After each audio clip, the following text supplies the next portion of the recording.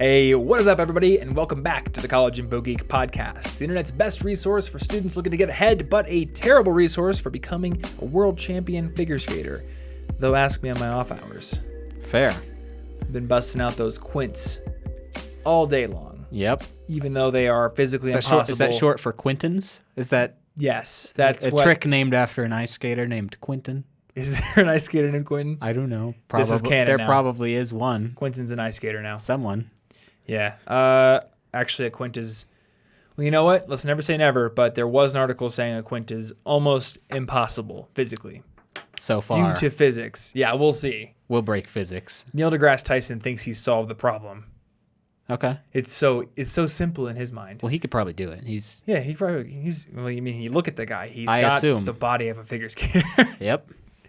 No, when I met him, he was saying, all you got to do is put weights in your hands, and then when you spin, you pull the weights in to bring the centrifugal force to the center, which will increase the spin. But then he told that to a figure skater, and she's like, yeah, but having the weights in your arms in the first place will make it harder to start the spin. So there's a counter problem. Yeah. So I don't know. We'll see. We'll see if we ever get the first quint. Hasn't been done, except for by me in my practice hours, but I like to keep don't that show private. off. I don't like to show off. No. I don't want to make all those other figure skaters feel bad about themselves. You just want to, sideways show off by loosely referencing it. Yeah, I just loosely reference it. That's it. You know, I just kind of off the cuff here and there. Just that's all I want to do. That's the only way I He want doesn't to have share that written on his arm. He didn't want to talk about this all day. Nope. Remember to point out how good you are at stuff.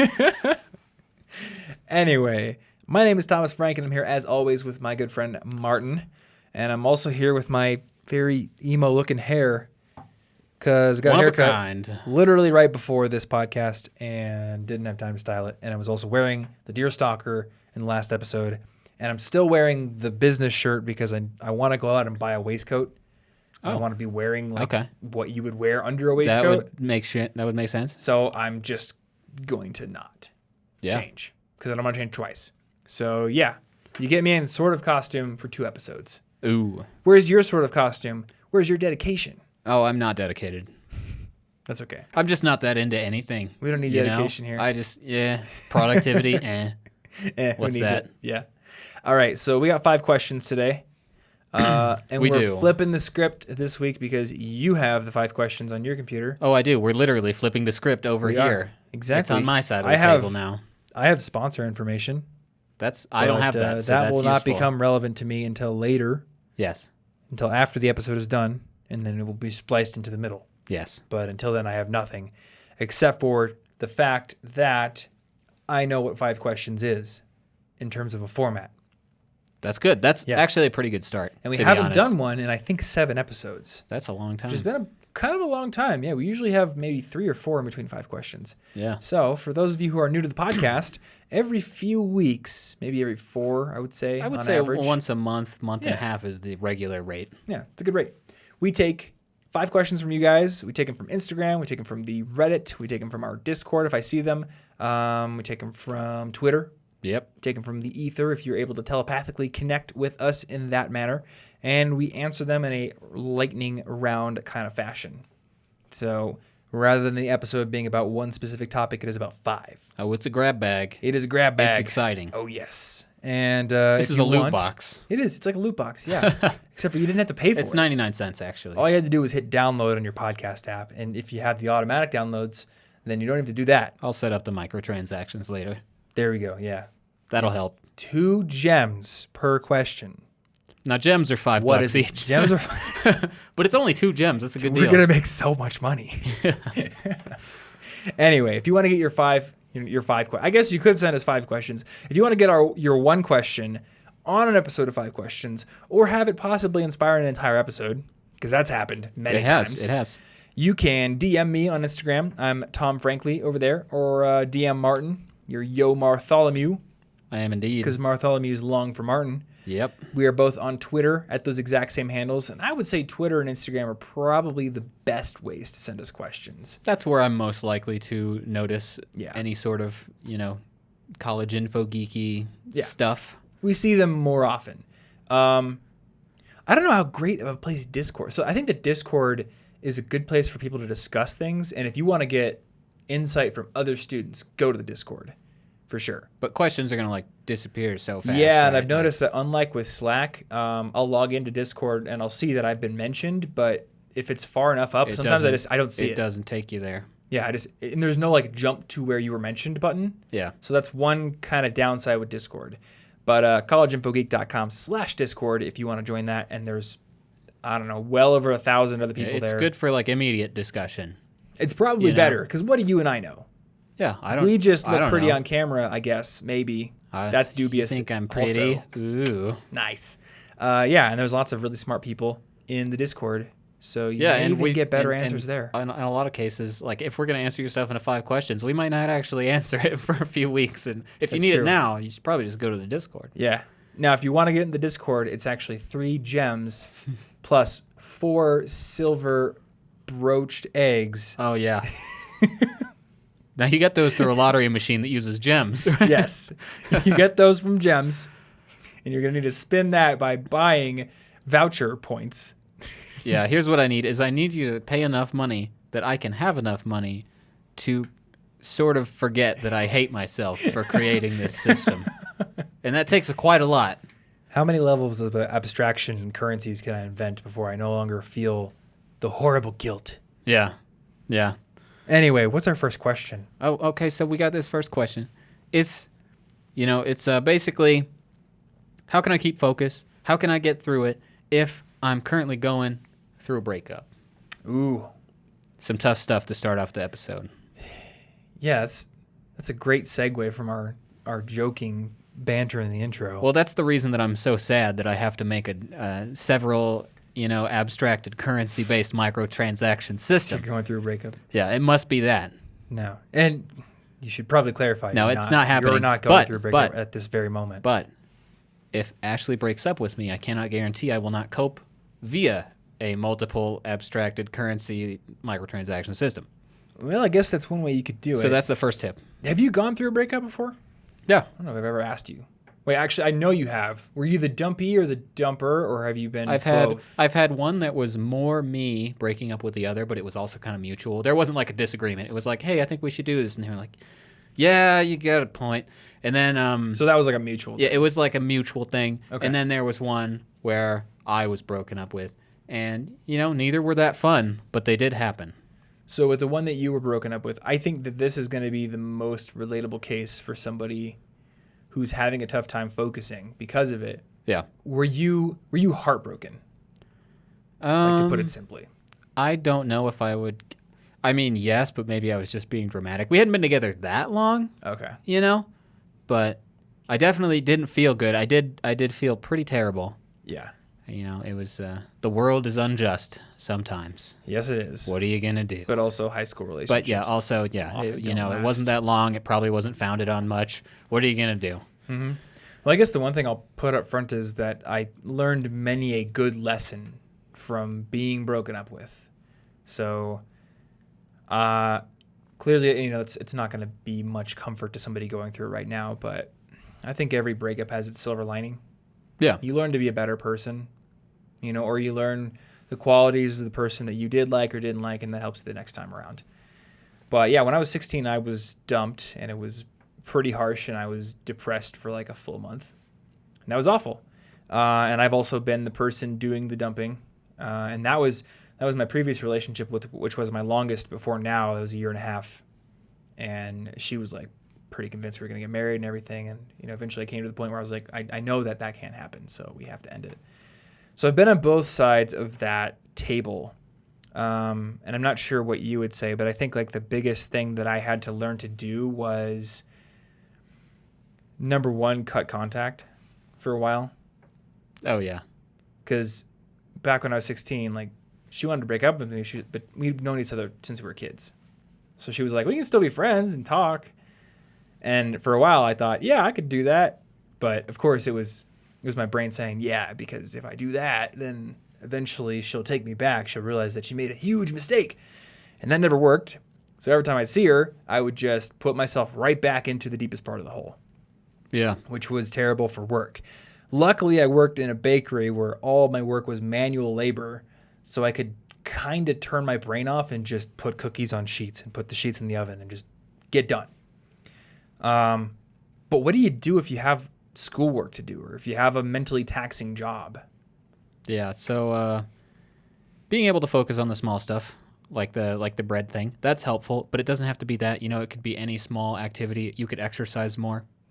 You could exercise helps with like everything. Every tip, every single question could end with, well, you could exercise, and that would probably help some. It's true. And it's like probably then true. You can spite your ex by getting jacked. Yeah, that's actually the only way.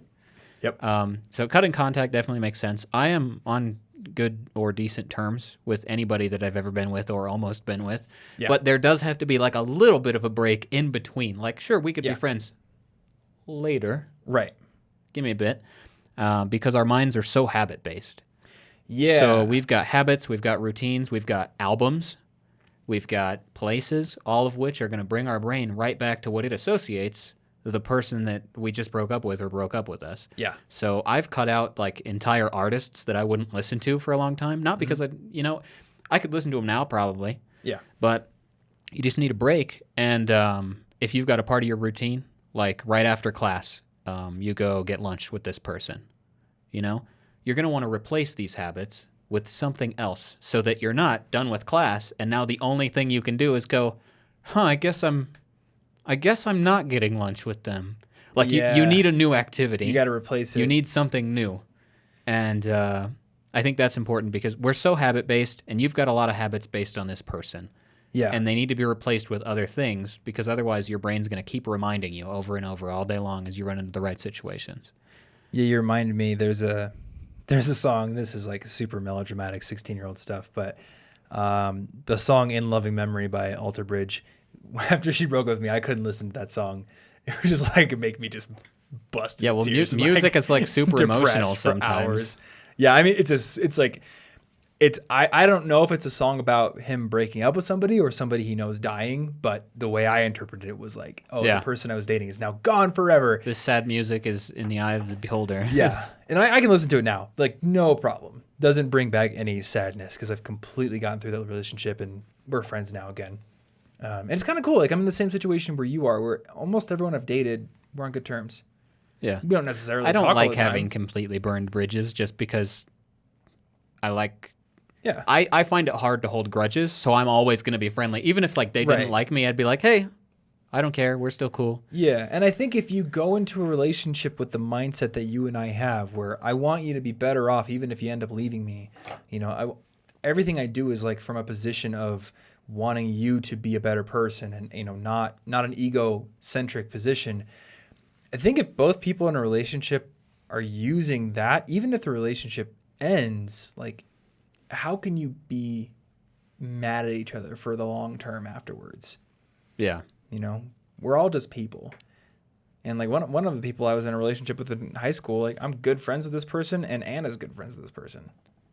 Yeah. And I mean, obviously there might be situations where like, somebody does something really messed up. Right. Then I could see, but I've been fortunate enough to not deal with betrayal at this time. Yeah. That's a different thing. Of course, that's also something that may be a factor for the person asking the question. Yeah, well then definitely. I mean, cutting contact is even more important in that situation. Yeah. But and breaking the habits and associating them, get lunch with somebody new. Find a friend that will get lunch with you or something, or just shift your lunch to a time where you can have lunch with somebody else. Like you just need to replace the habits. Also, I always viewed any relationship ending as like a new beginning, and it was a bit of a coping mechanism. I could tell that I was trying to delude myself, because I'm like sad, but I'm too busy. I'm going, okay, I'm sad, but actually, no, it's not. This is exhilarating. Actually, it's a fresh start, and there's like nothing more motivating than a fresh start. That's why we have New Year's resolutions and stuff. We like, it's brand new. Like, what kind of life can I lead now? Yeah. What kind of stuff can I learn from this? And maybe in a few months or a few years, I'll realize, oh wait, actually, I did something dumb, and now I'll learn from this. Or what kind of new hobbies should I take up? What kind of new people can I meet? Mm-hmm. And I guess one other note, I never viewed myself as going through a breakup. Linguistically, I don't know that I like that phrase, actually.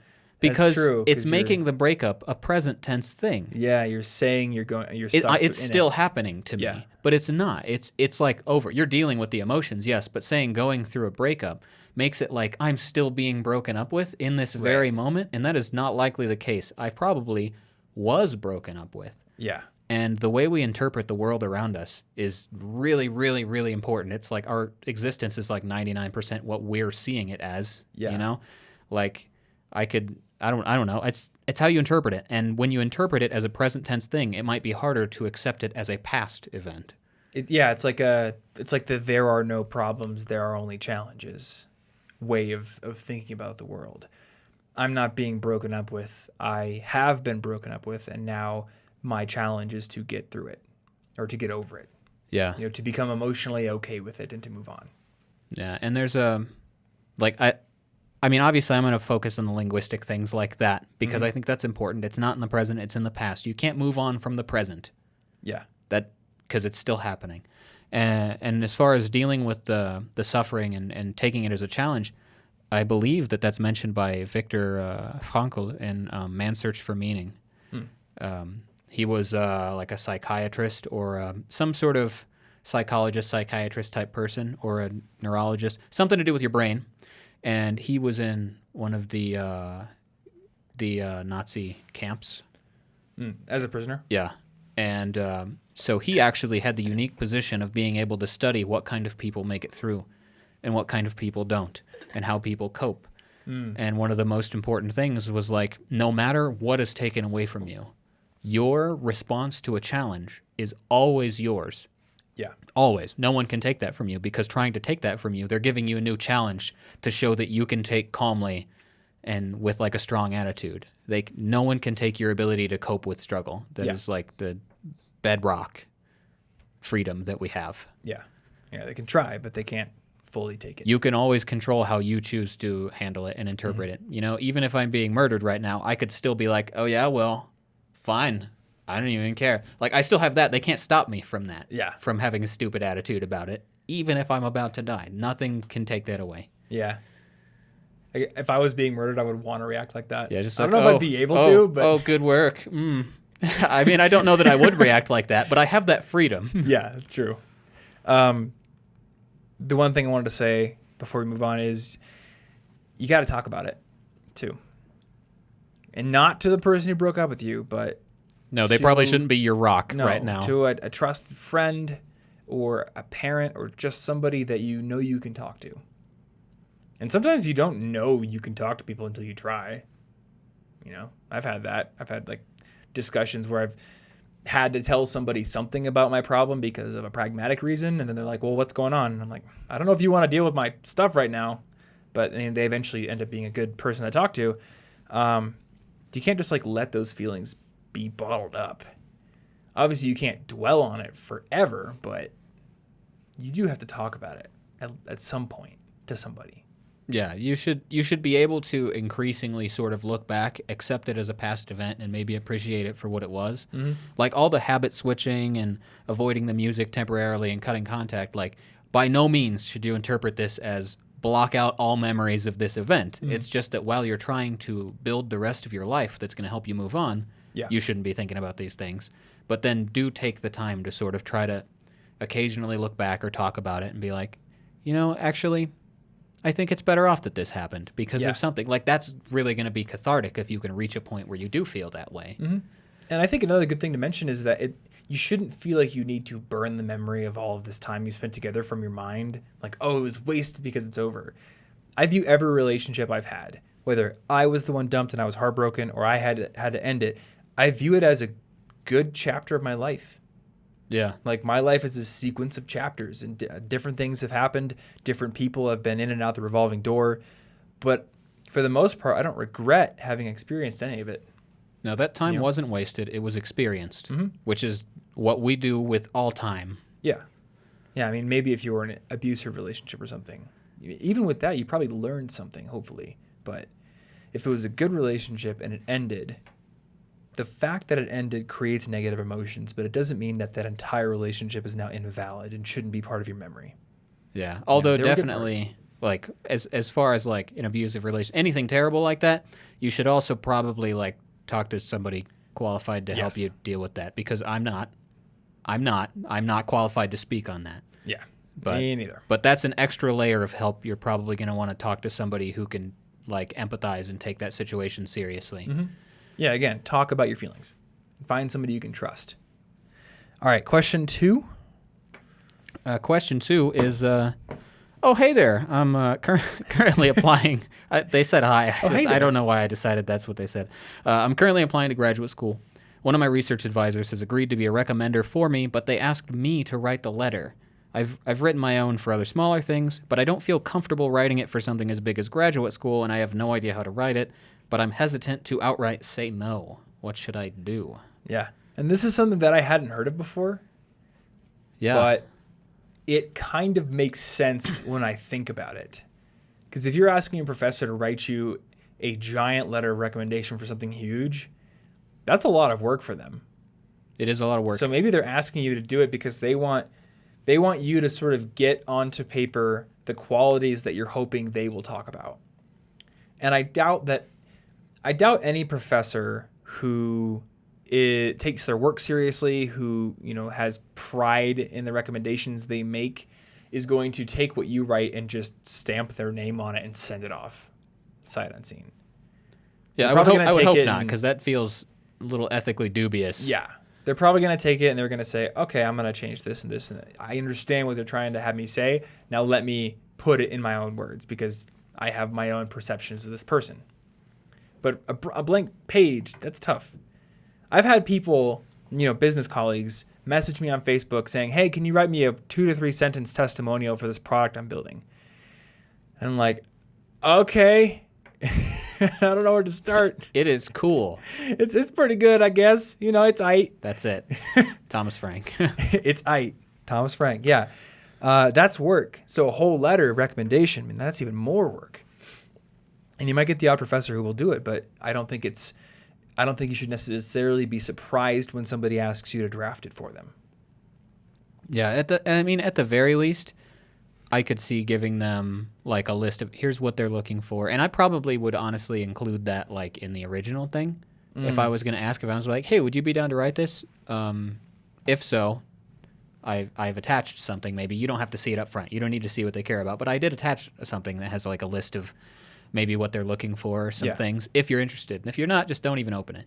That could be smart, yeah. Because it takes a little bit of work from them, because they don't know what you're looking for, what the job's looking for. A graduate school, if they're more familiar, then, I don't know, just some points that you want to touch on maybe. I feel like, I really hope that they're going to change this of their own, because otherwise it totally breaks like the point of a recommendation letter. Thomas is the best student I have ever had, and also has superpowers and makes the best French toast ever. Yeah, and I think like traditionally, you're not even supposed to see your own recommendation letter. That way, you're not filtering out the. You're just like, oh well, they said I suck. Let's hide that one. Yeah, I'll just keep getting recommendations until somebody likes me. Like I remember specifically having some in high school where they were like, don't look at this. Yeah, and I was like, okay. Just keep it I really want to, but I won't. Or a lot of the times it was the professor sending the letter off to the college. And they would send it right there. Mm-hmm. Yeah, because it's supposed to be directly from their perspective. So, yeah, I hope they're editing it afterward. Yeah. But if you feel weird about it, maybe just make your thing you're giving them just facts and stuff that happened and stuff you want to emphasize, but don't like straight up pretend to be, Professor Robinson thought this student was very, like, don't try to pretend to be them, because then they'll edit it to pretend to be them. And maybe you could write it about you, but yeah, what you said. Yeah, I don't sign it as them or whatever. Yeah, I feel like it could get weird there. Just make it a draft, and be cognizant of the qualities that the school or the program or whatever you're trying to do, a scholarship, is looking for. And hopefully write about things that your professor has seen you doing or has experienced. Yeah, they need to be able to verify it. Yeah. Otherwise, there's no reason for them to be the recommender. He just takes such good care of his dog. Don't actually know that. Yeah. I mean, maybe you do, but maybe you're terrible to your dog. He has no idea. But he probably knows how you performed in your group project, how well of a leader you were, or, how punctual you are, or how well done your work was. Yeah. So focus on those things, and also focus on what the school or the program is looking for, and try to create something that hits the the intersection there. And for this question, we weren't totally sure on what to say. So there is a answer on Stack Overflow by an actual graduate professor saying, here's why I would ask for this. So we're going to link to that in the show notes. And then we also have an entire article on how to ask for letters of recommendation for any instance. So that will also be useful. It's pretty useful. We have this nice little repository of career articles like that now. It's been good. Yeah. And I didn't write any of them. How awesome is that? Yep. It's because we have excellent writers who let me do YouTube videos and still put out amazing articles on resumes, cover letters, all that kind of stuff.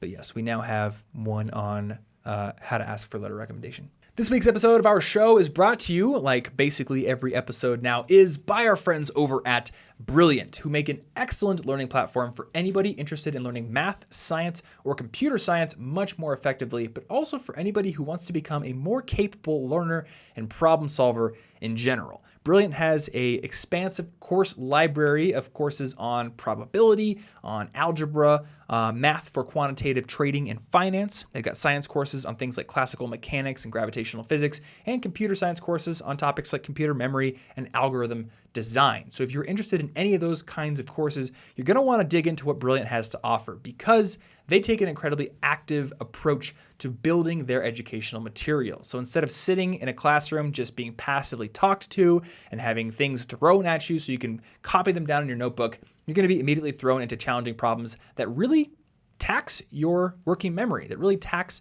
your archives of what you already know. And when you get stuck, which you will, I've gotten stuck many times going through their course on computer science algorithms, because that's an interest of mine, you're going to have to go dig into their very detailed wiki that has articles on basically every concept that you'll find in their courses. They have example problems, all kinds of good stuff. And then armed with that knowledge, you can go back into the courses and solve those problems. And by doing so, your interest remains high and you become a universally better problem solver, which is going to help you in all the challenges coming in the future, including challenges in your career and challenges in personal projects and challenges in the classes that you probably are taking in college or high school or what have you. So if you want to check out Brilliant and start learning for free today, you can go over to brilliant.org/college-info-geek. And if you're one of the first 83 people to click that link, well, I guess you could click it if you were in the show notes for this episode, but you could also type it in, brilliant.org/college-info-geek. If you're one of the first 83 people to go to that link and sign up, you're going to get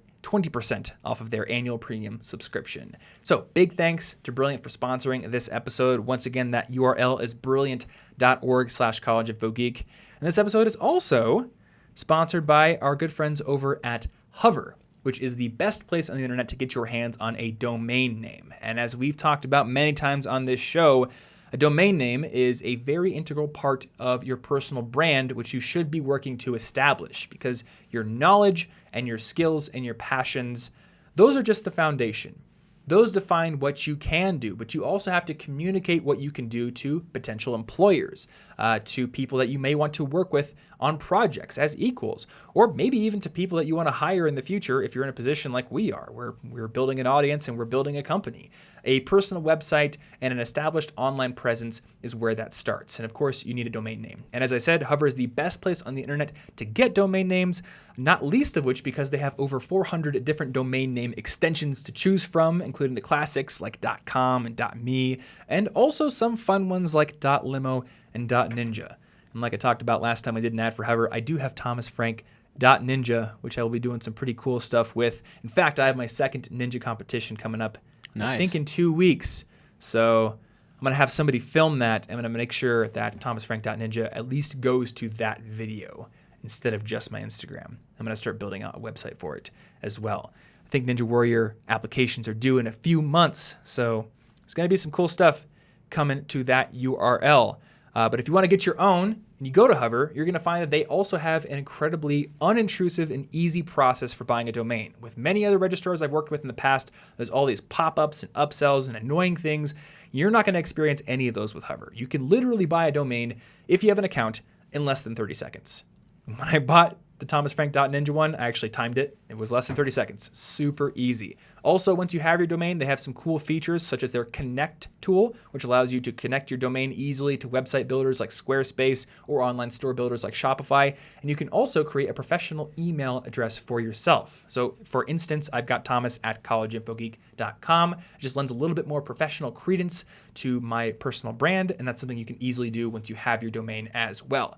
So if you are ready to get your domain name, then head on over to hover.com/CIG. That is HOVER.com/CIG. And you can get 10% off your first purchase by going to that URL. Once again, hover.com/CIG. Big thanks to Hover for sponsoring this episode and being a huge supporter of our show. And another thanks to Brilliant as well. Let's get back into it. So, question number 3. Number 3. I feel so emo right now. Good. Let's get sad. I think I can see my hair. Yeah, I can. So, if you had flexible working hours, this should be useful because we do. How would you schedule them? Let's say the only constraint is to work the same average amount per day as you work 40 hours. You still work 40 hours in the week. How would you do it? Would you do 8 hours for 5 days? 640 for 6 days, 10 hours for 4 days, or 540 with no days off? What would you do? How would you handle that? And what do you think the best way to structure your life around that is? This is a good question. And I think you have to consider other factors.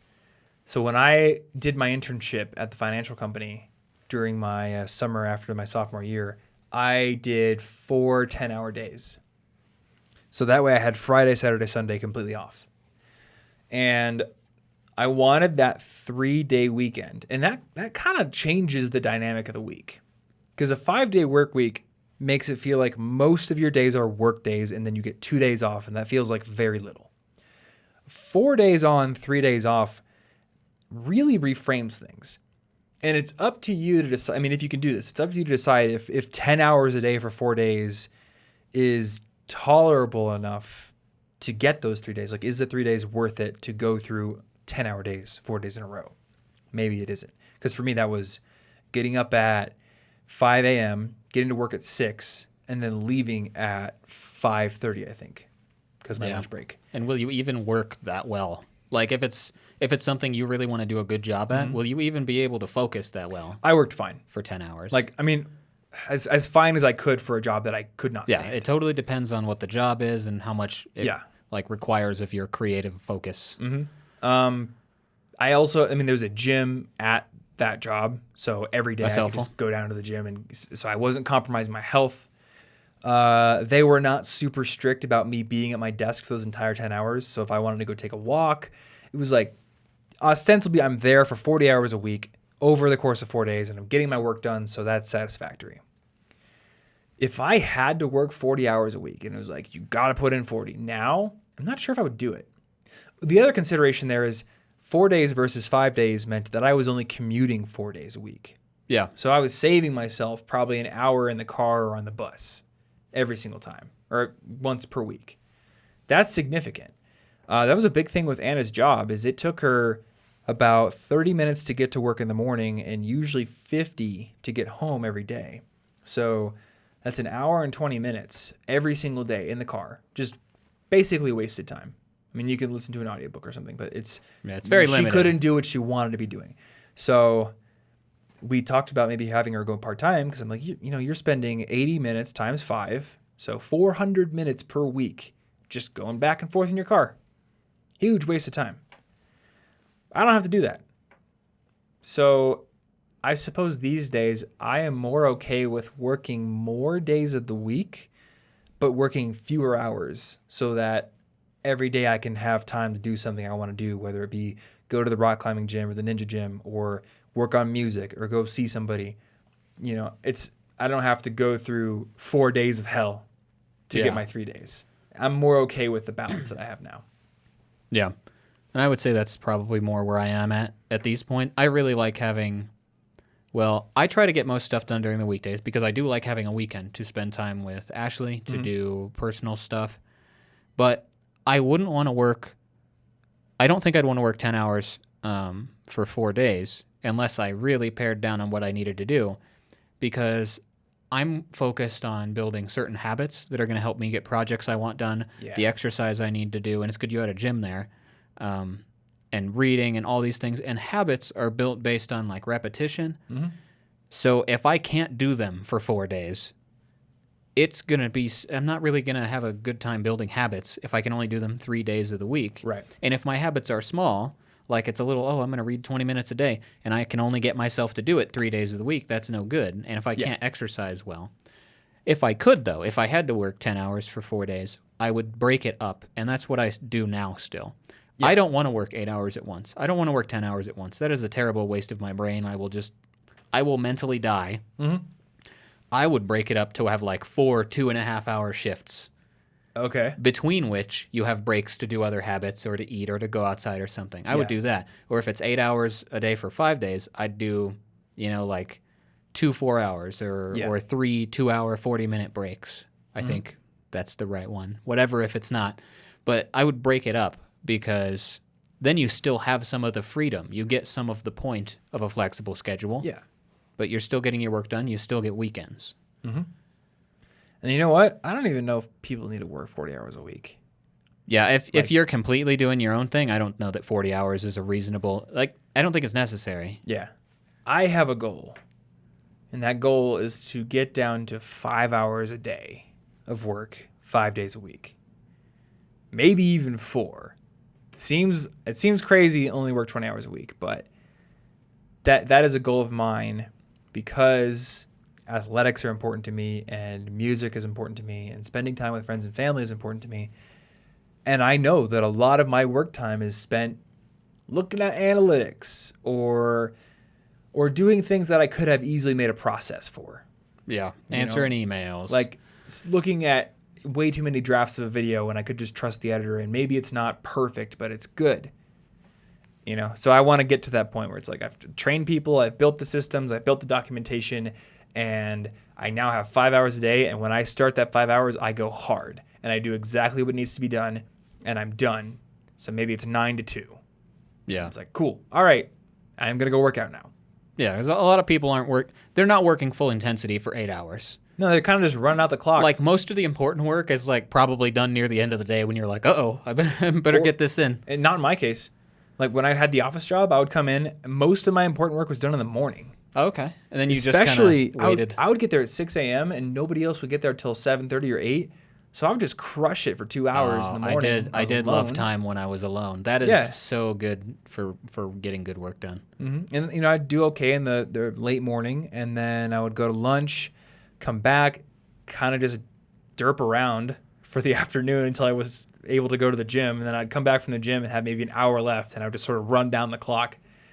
And that doesn't sound great, but that's kind of like how the energy levels worked for me. In the morning, I was on fire, and I got my work done, and I got extra projects done too. So it wasn't like I was just, I didn't have enough work to do. I asked for more, but I don't think that we need to work 10 hours a day or 8 hours a day. No, that stuff was developed back when it was like factory industrial jobs and stuff, where it made sense because more hours meant like guaranteed more good work done. Yeah. And it's funny, there's like this societal and generational guilt where we feel like, our grandparents had to work 8 hours a day in the factory, so I should be okay with working 8 hours a day, even if it's in the office. And it's like, no, you should work however long you need to work to meet your goals. Are your goals to live a balanced life where you can provide for your family and save money and get the work done that you've been assigned? Okay, can you do that in 5 hours? I think you can. Yeah. We have a lot of opportunities for automation and efficiency building that they didn't have back then. Why not use them? And if you want to use that to just work more, go ahead, but don't do that at guilt. There was, so we did that whole episode on work-life balance. Yeah.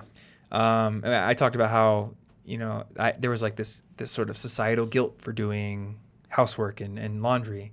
And I realized like my time is worth more than I would pay someone to do my laundry. So it makes sense for me to pay somebody. And somebody wrote a comment and they were like, I think you're just being lazy. It only takes like an hour every 1 or 2 weeks to do this. And I'm like, look, I kind of get where you're coming from because I maybe would have said the same thing 3 years ago when I was in do everything yourself mode. But there's nothing sacred or holy about those two chores. I think it's just like what we've been conditioned to do.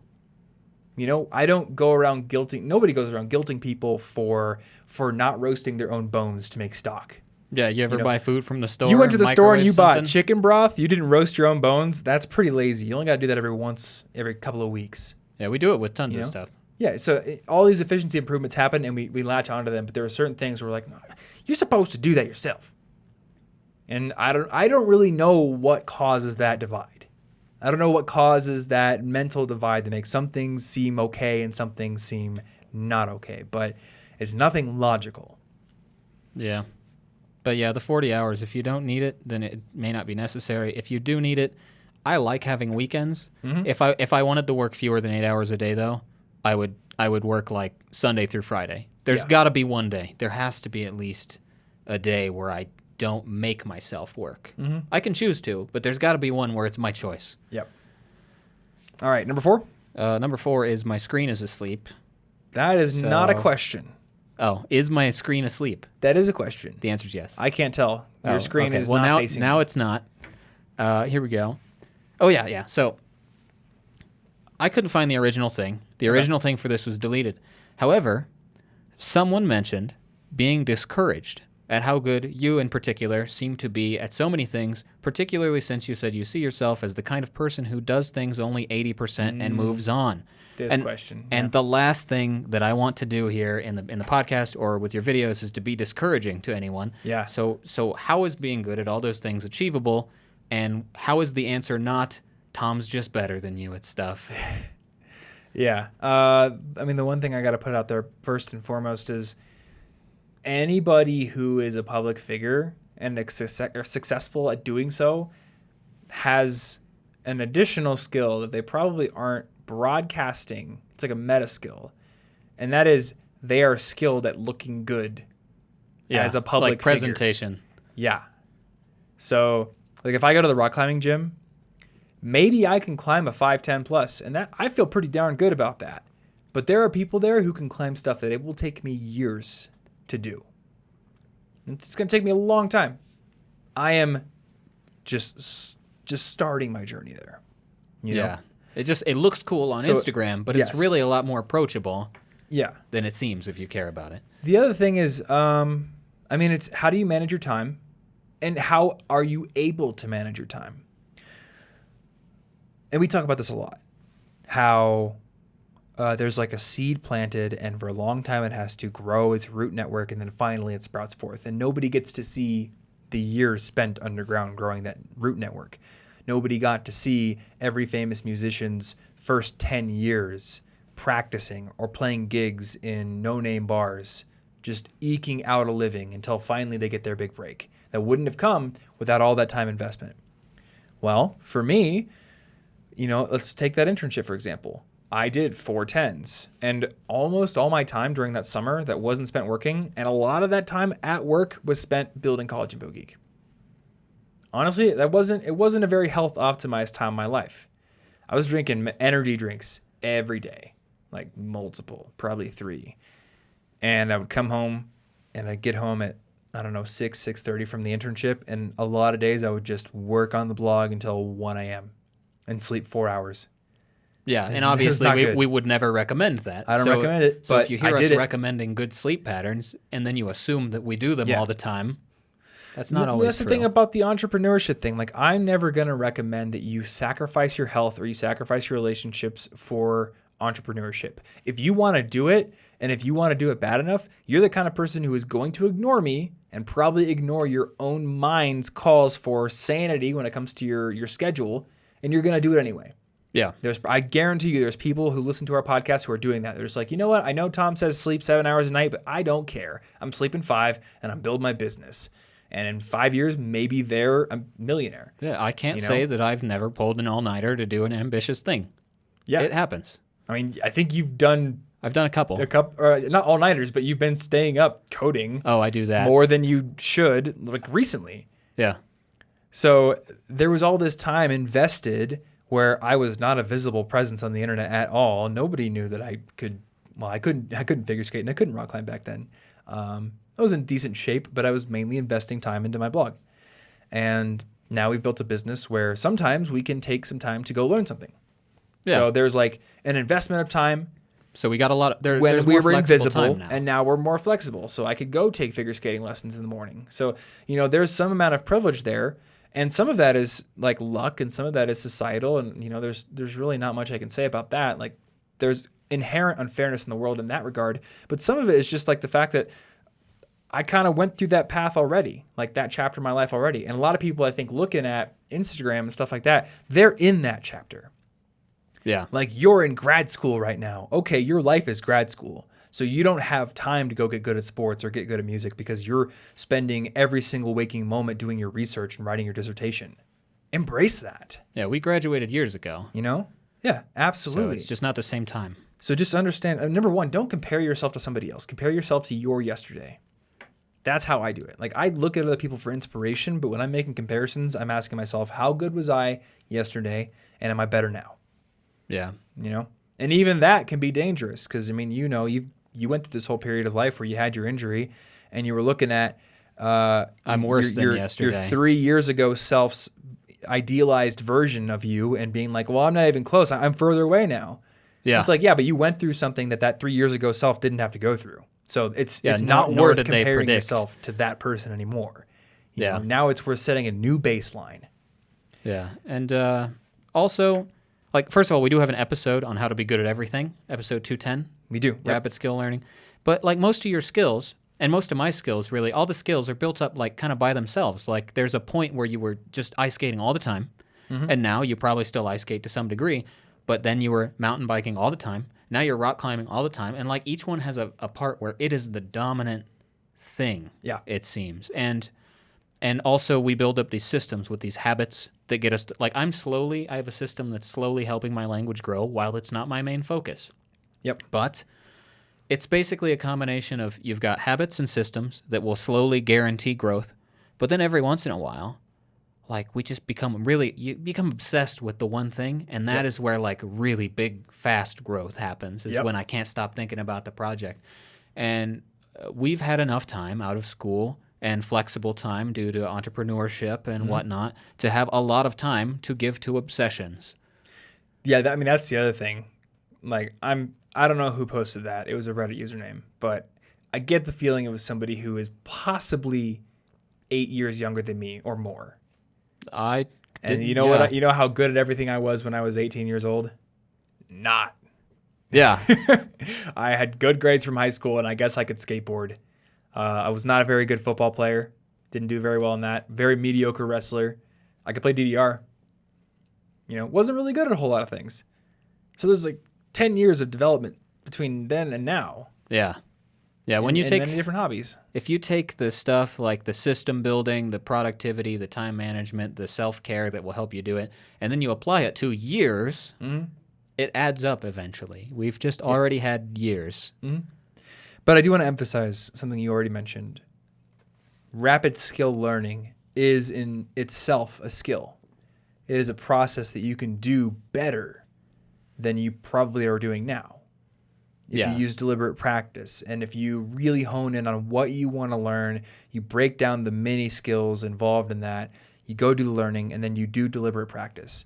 Like, you're gonna make strides in that skill, whatever it is, much more quickly than if you were just really casually practicing it. I can play scales on guitar pretty fast. If I was just sitting there noodling around, never challenging myself, I wouldn't have made that progress. Sometimes I sit down and I'm like, all right, I'm going to put a metronome on it. I'm going to play this scale, and I'm going to find different patterns to play it in. Or I'm going to sit down and like figure out, I'm going to do the intervals 1, 3, 2, 4, 3, things like that. And it feels awful right now. But, a day or two later, it's like, oh, I could do this. Yeah. Because I had to push myself. That, and then like taking breaks. That's big. So, the one thing that I can think of, the first ice skating video I put on Instagram is me doing a fairly decent waltz jump. When I was actually practicing with my coach during that 8-month period where I was just always ice skating, my waltz jumps were not nearly that good. And I moved to Denver. We did an ice skate for, like a year and a half. And then we went to an ice rink once before I filmed that, kind of got my sea legs back, because there is a little bit of kind of relearning period when you're away from something for a while. And then we went to there, and I was like, let's just try it. And it was very surprising to me to learn that, oh, this is easier than it used to be. I can jump higher. I'm more confident. And weirdly enough, that time away from the daily practice made me better. Yeah. So sometimes a break is worth it too. Yeah, and I guess just the final point I have on this is that anything that you try, anything that anybody that's got an Instagram presence, they're doing stuff, and they try, and they're just the worst in the world at it, they probably aren't posting that one. Nope. No, like I helped Ashley sew something this morning, and let me tell you, it looks terrible. And I'll mention it because that's the point of this question. Mm. I am not good at some things, but just most of the time, people aren't going out of their way to show off things they suck at. That wouldn't even make any sense. Well, there was one time I posted a guitar video on Instagram, and I purposely posted a bunch of the takes that I did before I got the good one. And That's it's useful. It's awful. It's just me screwing up the same stupid line over and over again. But I wanted to make a point. It's like you see this on Instagram, you think like, oh, he's good at guitar. Yeah, it's because I sat here for probably an hour trying to get this making like a 30-second clip. And what I thought was, I'll make a quick guitar video for Instagram, and it takes me an hour to do it. Yeah. So it's just a lot of the things you just don't get to see. You don't get to see the development. So don't compare yourself to everyone else's highlight reel. Same thing we talked about in the social media episode. Yeah. All right. Okay, so we have one more, right? Yep. Mambo number 5 is I use Duolingo to study a foreign language, but I'm not consistent with doing it every day. What do? Question mark. And this doesn't sound like it's about Duolingo.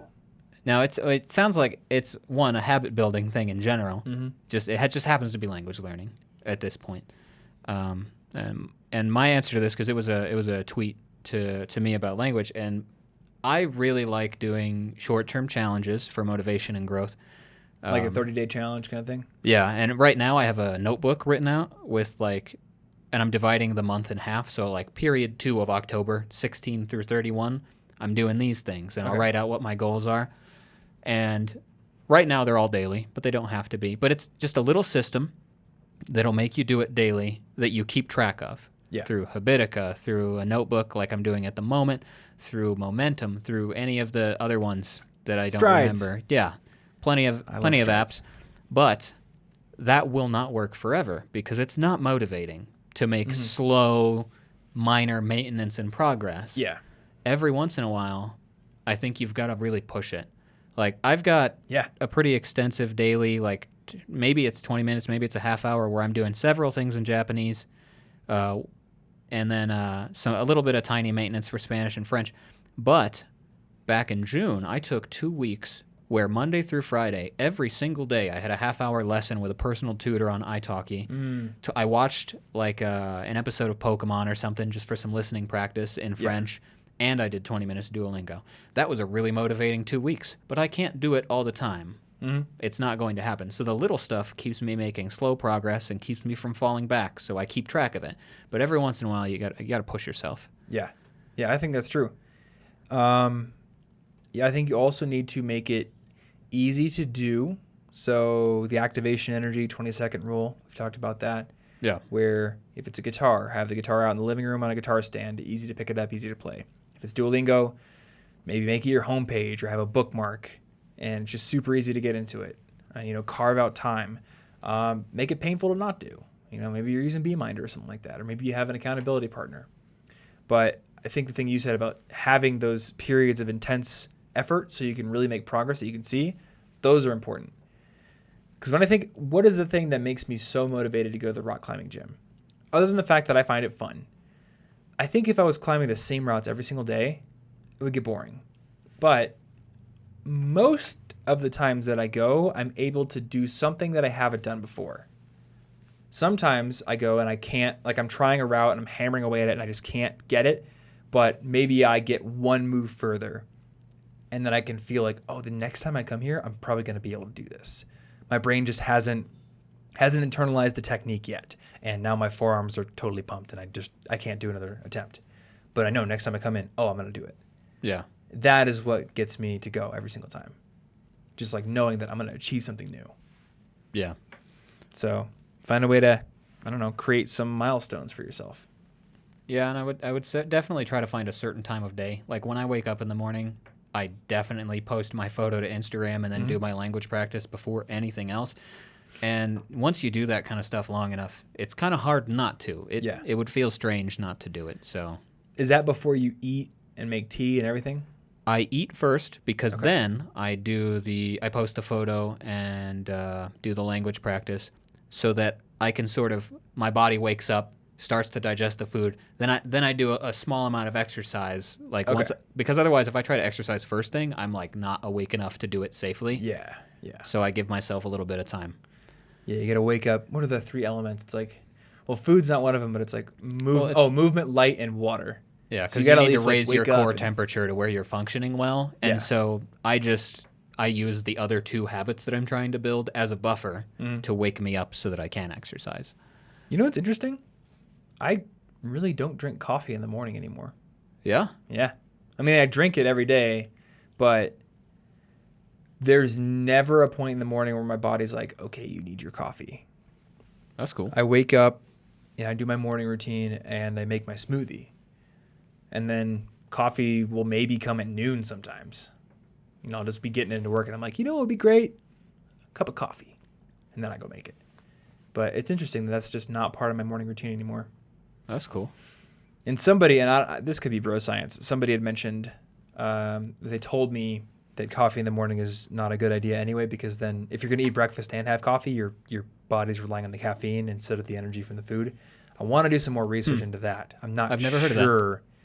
Because I feel like your body would still digest the food and get the energy from the sugars and everything, regardless of whether or not caffeine molecules are being used. But yeah, that's an avenue of research I would like to go. Yeah. And tunnel down at some point. Oh, and the reason a morning habit might make more sense is it's the most controllable time of the day. True. At least for my case, and I think for most people's cases. At lunch, somebody might need me. In the evening, friends might want to hang out. But in the morning, if I wake up early enough, I can avoid every other human. So yeah, if you get up early, that time's yours. Yeah. Like I said earlier with the internship, I'd get there at 6, hour and a half at least. It's mine. Just that whole office floor. It's kind of eerie, but also kind of cool. All right, so those are our 5 questions. Once again, if you guys want to get your questions on the show, you can DM us on Instagram, Tom Frankly for me, Yo Bartholomew for Martin. Twitter is also a viable place. Either way, it's very easy for me to share questions with you, have you get them in our system, and then we get them on the show. Yep. Let's see here. We also have our Discord. I think we did mention that, collegeinfogeek.com/Discord. If you wanted to discuss these kind of questions and everything else really with other students. We also have a pretty new feature, actually, at least as I'm recording this. I created a chat room just called Work Room. I think it's called Work Room. And the purpose is to connect to it, but not to talk. Yeah? Yep. Because when I was a blogger back in the dorm, or maybe not the dorm, maybe the apartment, I knew a guy in Texas who was also a blogger, and I knew another guy, and I think he was in Des Moines, actually. And we would sometimes just get on Skype and just work. Huh. And it would just be a silent call, but it would be like we were sitting in the same room getting work done, or the same coffee shop, even though we were hundreds of miles apart. And maybe every time you're like, okay, I'm going to say something. Oh, wait.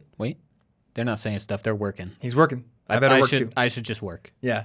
So I just created Workroom. There's also I think there's a 24/7 study music bot in there, so you can just connect to that voice channel and listen to study music all day. Oh. I think that we have some volunteers who are awesome, by the way, because I don't think I could have gotten this working. They got it just going 24/7. I had tried to do it, but it would always turn off after a couple of hours, but they figured it out. So there's study music. We got all kinds of cool resources coming up. I am excited for the new website to launch. I am too. Because I know you are. Because it's going to be so much easier to find everything. Until then, what else we got? We got the resources page, collegeinfogeek.com/resources. If you want to find our favorite books, our favorite resources like apps, tools, just things that can improve your life as a student, and our packing guide for college. What is this going out? November something? I don't know if anybody needs a packing guide right now. I did look at the traffic, and that is one of our most seasonal pages. That would make sense. August and January. I guess if you're really ahead of the game. Yeah, if you really want to get ahead of the game, you want to make sure you got everything before everyone else goes shopping, then you could check that out. They're going to run out of pencils. It's true. You need to get on that. Now, that books page, though, that's pretty timeless. Yeah. There's always good stuff on there. And the show notes for this episode are going to be at cigpodcast.com/237, right? Yes. I think so. I'm going to check. I think so. Because I didn't write it in there yet. I believe it. Yep, 237. Or if you're watching this on YouTube, the description down below is where you can find that link. So thank you guys so much for hanging out with us. If you enjoyed the show, make sure you're subscribed on Apple Podcasts, Google Podcasts, Spotify, YouTube, MySpace, SoundCloud. We're actually not on those two. Yet. I was just going to, yet. They're coming up. They're getting... I actually don't want to go on SoundCloud because we already have a podcast host, and I would have to pay for SoundCloud hosting in addition, and I don't want to do that. So sorry, you can't go check out my Fire mixtape on SoundCloud. Though I do actually have a song on SoundCloud. I think you got rid of all yours. I did. I deleted my SoundCloud. That's true. Which is sad. You don't want to be an internet rapper? No. Come on, man. No, I don't. Like, I like so what I fame. wrote. I like what I wrote, but you changed the game. You know, that's all I wanted. I came in, I changed the game, and I got back and out. Then I deleted it. I let the game go back to how it was. I just wanted to show him I had the power. Yep.